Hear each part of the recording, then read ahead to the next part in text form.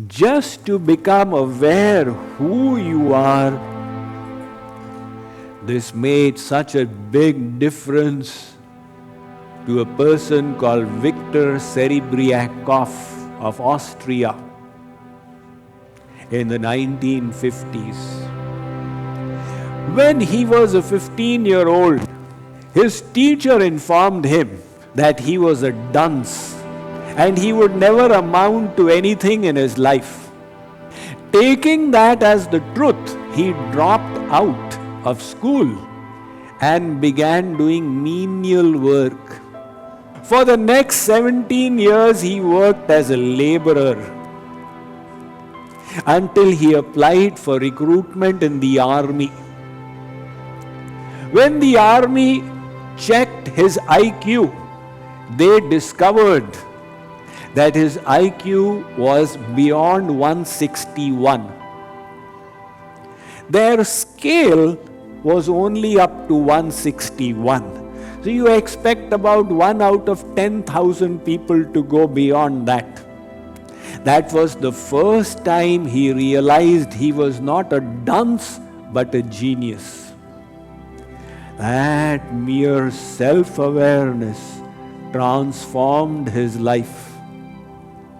He began learning and writing books on his specialty, which was the lumberjack business.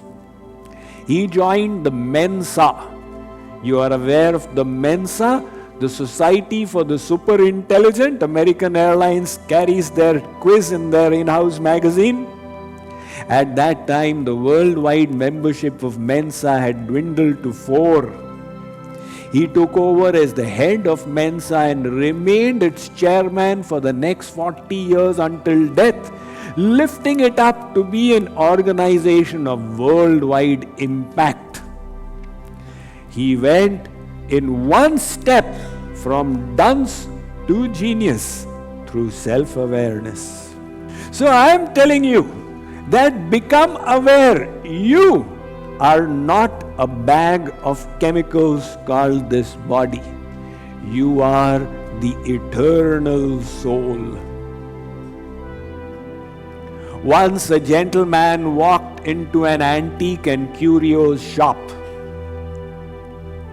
He asked the old and wise shopkeeper, "Sir, which is the most astonishing item in your shop?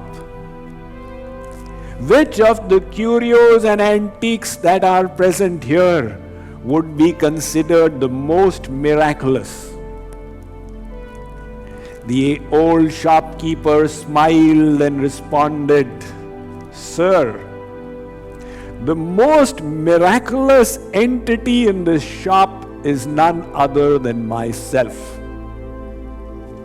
How right he was.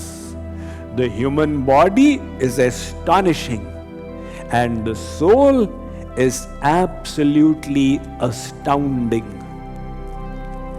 But to reach that, we need to wade through a whole lot of materialistic conceptions and thinkings, just like sculptors do.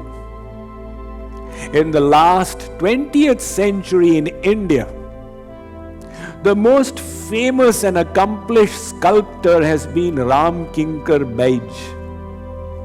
At the age of 19, he entered Shanti Niketan, Arts Gurukul of Gurudev Rabindranath Tagore in Kolkata, and he stayed there all his life. He made many masterpieces. One of them was a deity sculpture of the Buddha. One correspondent asked him, "How did you make this astonishing Buddha from a block of marble?" He said, "When I first saw the marble, I could see the Buddha in it. All I did was to remove what was not the Buddha." That is the perspective of a sculptor. He can see beauty where you and I can see a chunk of stone. So to see the glory of the soul, reject the materialistic thinking. That is the real you.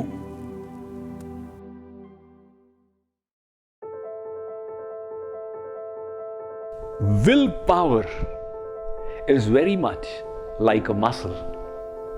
And like a muscle, it tends to get exhausted with use. However, just like the muscles, willpower can also be developed. That is the nature of this brain. If you apply it to math problems again and again, it becomes better at them. We can develop our willpower by exerting it.